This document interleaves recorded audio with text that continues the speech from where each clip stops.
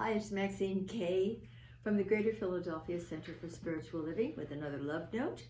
Yoga's not on my lap right now because she decided to have a little midnight snack even though it's much earlier than midnight.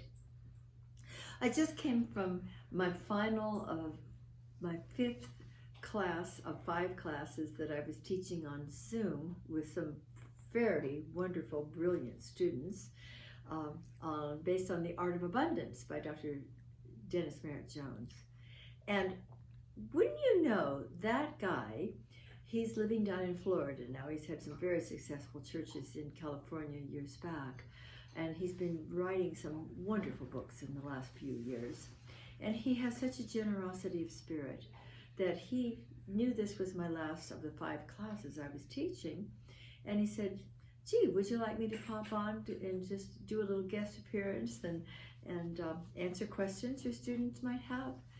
And by darn if he didn't do that. And they were blown away. It was such a delight just to watch the interaction with him and the students. This whole book is about being a catalyst for good, really, for bringing light to a world that needs that light.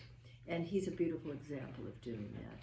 And I realized that, as my students did as well, that you don't have to do great things in order to make a difference in the world.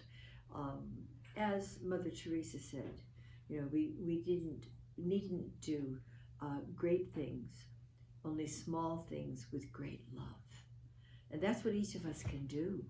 You know, we all can bring and must bring the great gifts within us to make a difference in the world.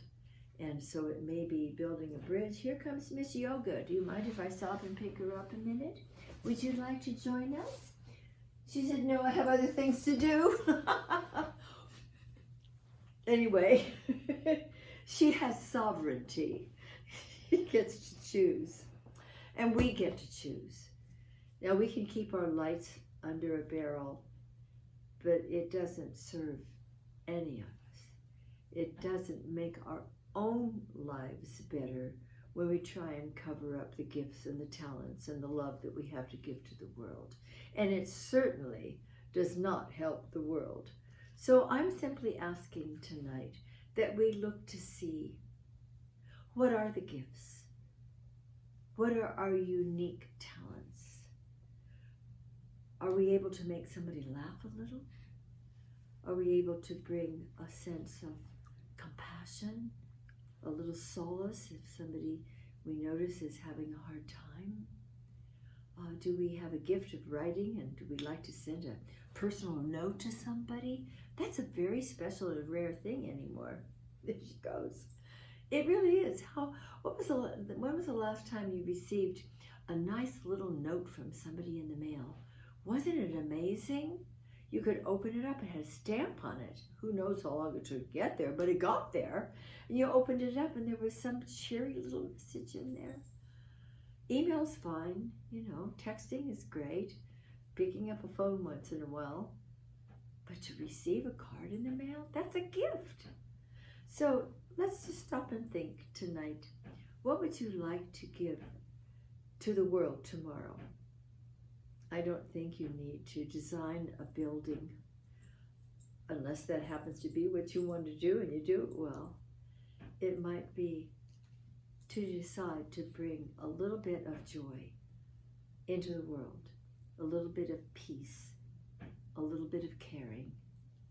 Bring your gifts, bring your light to make somebody else's lack of light disappear. Bring your love, bring your sense of caring. Whatever you have to give, let's choose very specifically to give that tomorrow. Then I want you to write me, send me a card with a stamp on it, or email or text. Let me know what you chose to do. If you breathe in, the word is inspire. If you breathe together, the word is conspire. So let's have a grand conspiracy to see how we can give our precious gifts let's see how we can bring our light to the rest of the light workers here in this world and make a beautiful difference. Tomorrow you'll get to hear from Reverend Mike, and we love you. That's it for tonight. We'll see you soon. Bye for now.